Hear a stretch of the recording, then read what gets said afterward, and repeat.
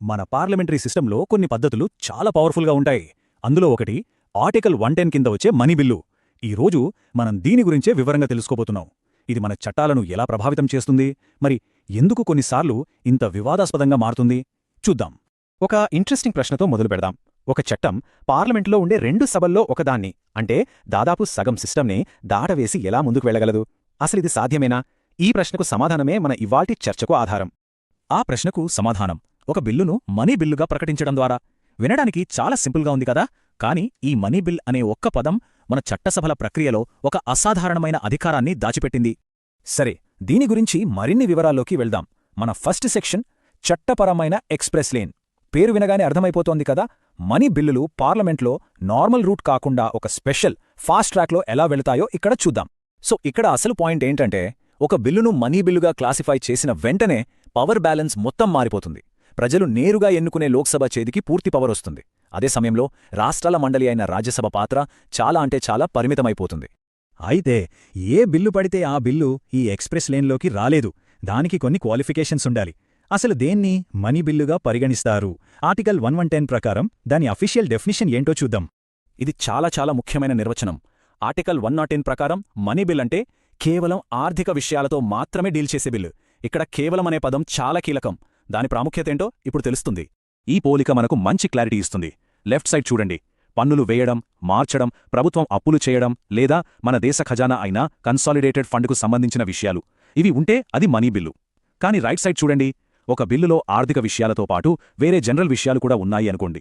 ఉదాహరణకు ఎడ్యుకేషన్ గురించి ఒక చట్టం చేస్తూ అందులోనే ఒక ట్యాక్స్ విషయం కూడా చేర్చితే అది మనీ బిల్లుగా పరిగణించబడదు. ఎందుకంటే అది కేవలం ఆర్థిక విషయాలకు సంబంధించింది కాదు. బాగానే ఉంది, కానీ ఒక బిల్లు ఈ డెఫినేషన్కు సెట్ అవుతుందా లేదా అని ఎవరు డిసైడ్ చేస్తారు? ఈ మొత్తం ప్రాసెస్లో ఫైనల్ అథారిటీ ఎవరిది? ఇప్పుడు ఆ విషయం తెలుసుకుందాం.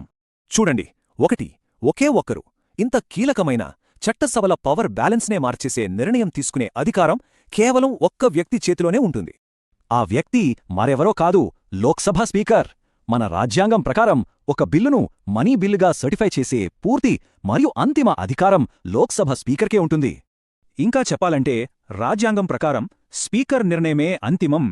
వారి సర్టిఫికేషన్ను సాధారణంగా ఏ కోర్టులోనూ ప్రశ్నించడానికి వీల్లేదు. ఇది స్పీకర్ పదవికి ఉన్న అసాధారణమైన అధికారాన్ని చూపిస్తుంది. ఇప్పుడు మనం థియరీ నుంచి ఒక రియల్ వరల్డ్ కేసులోకి వెళ్దాం. ఈ నియమాలన్నింటినీ ఆచరణలో పెట్టినప్పుడు ఒక పెద్ద వివాదానికి, రాజ్యాంగ చర్చకు దారితీసిన ఉదాహరణ ఆధార్ చట్టాన్ని మనీ బిల్లుగా ప్రవేశపెట్టడం. ఈ కేసులో అసలు రాజ్యాంగ ప్రశ్న ఏంటంటే, ఆధార్ చట్టం కేవలం ఆర్థిక విషయాలకు సంబంధించినదా? దాన్ని మనీ బిల్గా క్లాసిఫై చేయడం కరెక్టేనా?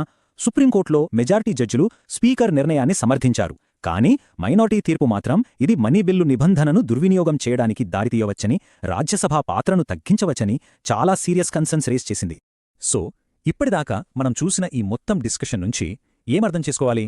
అధికారం, ప్రక్రియ మరియు ఒక ప్రశ్న. ఆర్టికల్ 110 ఎందుకు ఇంత ముఖ్యమైనదో ఇప్పుడు క్లుప్తంగా చూద్దాం. మొత్తానికి ఆర్టికల్ 110 ప్రాముఖ్యత ఏంటి? ఒకవైపు ఇది మనీ బిల్లులను క్లియర్గా డిఫైన్ చేస్తూ ఫైనాన్షియల్ డిసిప్లిన్కి పునాది వేస్తుంది. అదే టైంలో ప్రజలు ఎన్నుకున్న లోక్సభకు ఆర్థిక విషయాల్లో తిరుగులేని ఆధిపత్యాన్ని ఇస్తుంది. కానీ మనం చూసినట్టుగానే ఇదే అధికారం కొన్నిసార్లు 2 సభల మధ్య పవర్ బ్యాలెన్స్పై పెద్ద చర్చకు దారితీస్తుంది. మొత్తం ఈ టాపిక్ను ఒక్క లైన్లో చెప్పాలంటే, ఆర్టికల్ 110 ఒక మనీ బిల్లును కేవలం ఆర్థిక విషయాలతో వ్యవహరించేదిగా నిర్వచిస్తుంది, మరియు దానిని ధృవీకరించడానికి లోక్సభ స్పీకర్కు అంతిమ అధికారం ఉంటుంది. ఇదంతా మనల్ని ఒక ముఖ్యమైన ప్రశ్న దగ్గరికి తీసుకువస్తోంది.